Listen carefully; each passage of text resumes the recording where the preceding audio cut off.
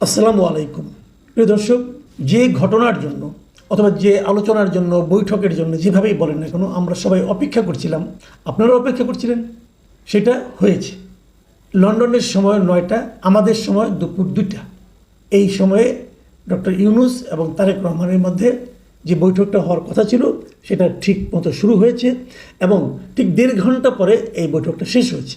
1.5 ঘন্টা লম্বা একটা বৈঠক এবং 1 to 1, মানে ডক্টর ইউনূস এবং তারেক রহমান তাদের দুজনের মধ্যে বৈঠক হয়েছে। তার আগে অবশ্য দুপক্ষের মধ্যে কিছু আলোচনা হয়েছে, বাট সেটা ইনসিগনিফিকেন্ট আমার কাছে। এই দুই নেতার কি আলাপ হলো সেটাই এই মুহূর্তে সবচেয়ে গুরুত্বপূর্ণ। এই বৈঠকটা নিয়ে আলোচনা হচ্ছিল এই কারণে যে এই মুহূর্তে যদি আমি সামনে নির্বাচনকে ধরি, তাহলে নির্বাচনে এই দুই পক্ষের মধ্যে একটা দ্বিমত ছিল। ডক্টর ইউনূস আগেই বলেছিলেন উনি নির্বাচন দিতে চান এপ্রিল মাসে আগামী বছরের, আর তারেক রহমান চাচ্ছিলেন এবছরেরই ডিসেম্বরের মধ্যে নির্বাচন দেওয়ার কথা বলেছিলেন। কাজে এই বিরোধ দূর করার দরকার ছিল। আমি নিজেও এটা নিয়ে এর আগে একাধিক কন্টেন্ট করেছি এবং আমার যে প্রস্তাবটা ছিল সেটা হলো যে এটা নিয়ে যদি বিরোধ আরও সামনের দিকে চলতে থাকে সেটা ভালো কোনো ফল আনবে না।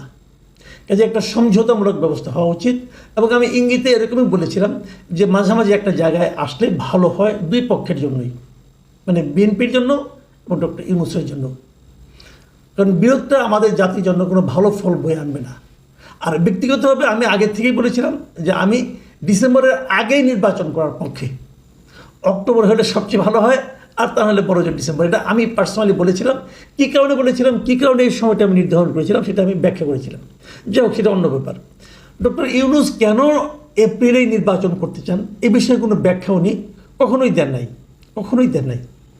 এবার কি হলো, এই বৈঠকটা নাকি খুব, যতটুকু আমি দেখলাম, একটা যৌথ ব্রিফিং হয়েছে এবং সেই ব্রিফিংয়েও 2-3টা পয়েন্ট মাত্র তুলে ধরা হয়েছে এবং সেই ব্রিফিংয়েও এই কথাটাই বলা হয়েছে।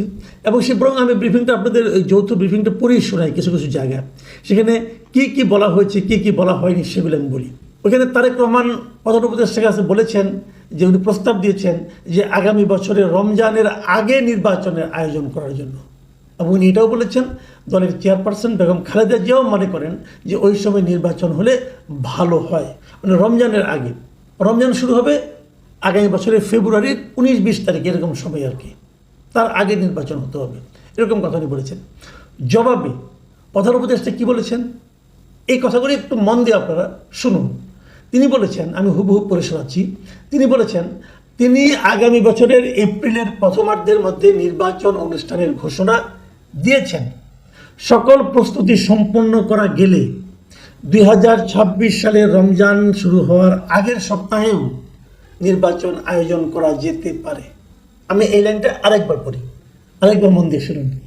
সকল প্রস্তুতি সম্পন্ন করা গেলে, যদি সব ধরনের প্রস্তুতি সম্পন্ন করা যায়, শেষ করা যায়, তাহলে 2026 সালের রমজান শুরুর আগের সপ্তাহেও নির্বাচন আয়োজন করা যেতে পারে।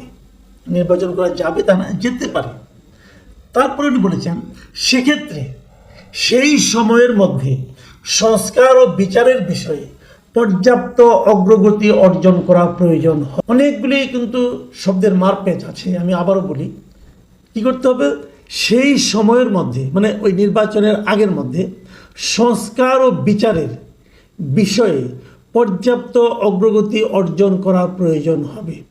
মানে সংস্কারের বিষয়েও পর্যাপ্ত অগ্রগতি করতে হবে এবং বিচারের বিষয়েও পর্যাপ্ত অগ্রগতি অর্জন করতে হবে। আচ্ছা, বিচারটা কার উপর নির্ভর করছে? বিচারটা কে করছে? বিচারটা করছে একটা আদালত। তো আদালতের বিচার প্রক্রিয়ায় সময়সীমা নির্ধারণ করে দেওয়া কি যায়? যখন একটা বিচার শুরু হয় তখন সবচেয়ে প্রথম দেখার বিষয়টা কি? সবচেয়ে প্রথম দেখার বিষয়টা হলো সুবিচার। আদালতের প্রথম দেখার বিষয় হলো উনি সুবিচার করছেন কিনা। এখানে দুই পক্ষের আইনজীবী থাকেন, এখানে এই মামলাগুলিতে পাবলিক প্রসিকিউটররা থাকবেন। আর বিচারটা কার বিচার হবে? একজন ব্যক্তির বিচার, নাকি এক গ্রুপ অফ পিপুলের বিচার, নাকি একটা গোষ্ঠীর বিচার, নাকি একটা দলের বিচার? বিচার শব্দটা কিন্তু এখনো ক্লিয়ার না। আপনারা কার বিচার করবেন? যে সবগুলো বিচার আপনি 6 মাসের মধ্যে করে ফেলবেন, মানে পর্যাপ্ত অগ্রগতি সম্পন্ন করবেন, আপনি করতে পারেন, আমার কোনো আপত্তি নেই, হতেও পারে, সবগুলোই হয়ে যাবে। সেক্ষেত্রে কি সুবিচার নিয়ে প্রশ্ন উঠতে পারে না, এই বিষয়গুলো কিন্তু অনেকগুলো শর্ত, অনেকগুলো পয়েন্ট কিন্তু এখানে আলোচনার জন্য থেকে যাবে ভাই। এটা কিন্তু খুব ক্লিয়ার অ্যান্ড সিম্পল না। এখন যদি অগ্রগতি সম্পন্ন না হয়, অর্জন না হয়, তাহলে কি তাহলে নির্বাচন ডিসেম্বরে আপনার ফেব্রুয়ারিতে হবে না, রমজানের আগে হবে না? এই বিষয়গুলো আসলে ক্লিয়ার না, আমার কাছে অস্পষ্ট মনে হয়েছে। তো সমস্যা নেই কেন? আমার কাছে যেটা অস্পষ্ট মনে হচ্ছে সেটাকে বিএনপি আবার ক্লিয়ার মনে করছি। কারণ বিএনপির তারপরে যে যৌথ একটা সাংবাদিক সম্মেলন হয়েছিল, সংবাদ সম্মেলন হয়েছিল, সেই সংবাদ সম্মেলনে আমি দেখলাম যে বিএনপির পক্ষে আমির খসরু মাহমুদ চৌধুরী সাহেব উপস্থিত ছিলেন এবং উপস্থিত ছিলেন প্রধান উপদেষ্টার প্রেস সেক্রেটারি যিনি শফিকুল আলম, উনি উপস্থিত ছিলেন। আর উপস্থিত ছিলেন দেশের নিরাপত্তা উপদেষ্টা মিস্টার খলিলুর রহমান। আমি না একটা জিনিস ক্লিয়ার না, বুঝতে পারলাম না।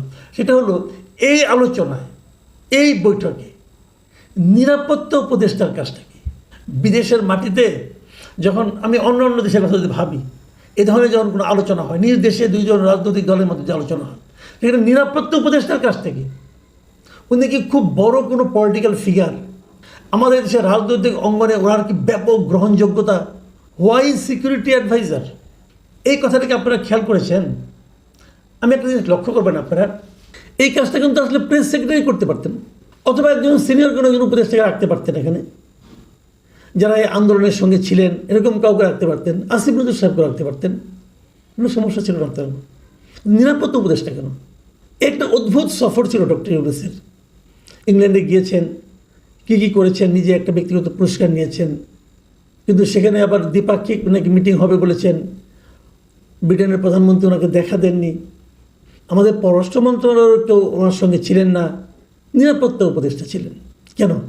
একটা জিনিস খেয়াল করেন, বিএনপির যে প্রধান যে দাবিগুলো ছিল ডক্টর ইউনূস সাহেবের কাছে অনেক আগে থেকে, নির্বাচনের ডেট নিয়ে আরেকটা দাবি কিন্তু বিএনপি করেছিল, যে ইশরাকের ইস্যুকে কেন্দ্র করে তারা এই উপদেষ্টাদের মধ্যে 3 জন উপদেষ্টার বিদায় চেয়েছিলেন, বলেছিলেন এই 3 জন উপদেষ্টাকে সরাতে হবে। এবং খুব ইন্টারেস্টিংলি এটা খেয়াল করা যাচ্ছে, আমি এটা বেশ কৌতুক অনুভব করছি, সেটা হলো ওই তার দাবিটা করার পর 3 জন উপদেষ্টার ব্যাপারে তাদের সেই দাবিটা উচ্চারিত হওয়ার পর থেকে আমি দেখছি বিএনপির সঙ্গে প্রধান উপদেষ্টা যখনই কোনো মিটিং করছেন, এরপর 2বার হলো এটা নিয়ে, সেখানে ওই 3 জনের যে কোনো একজন থাকছেন। আগের বার যখন মিটিংটা হলো সেখানে আসিফ মাহমুদ সজীব ভুঁইয়া, মানে সবচেয়ে কনিষ্ঠতম বয়সের দিক দিয়ে, অভিজ্ঞতার দিক দিয়ে তাকে বসিয়ে রাখা হয়েছিল। এবং বিএনপি যে 3 জনের কথা বলেছিলেন তার মধ্যে আসিফ মাহমুদ সজীব ভুঁইয়া ছিলেন, এবং এবার মিস্টার খলিলকে রাখা হলো। এই খলিলের ব্যাপারেও বিএনপির আপত্তি ছিল।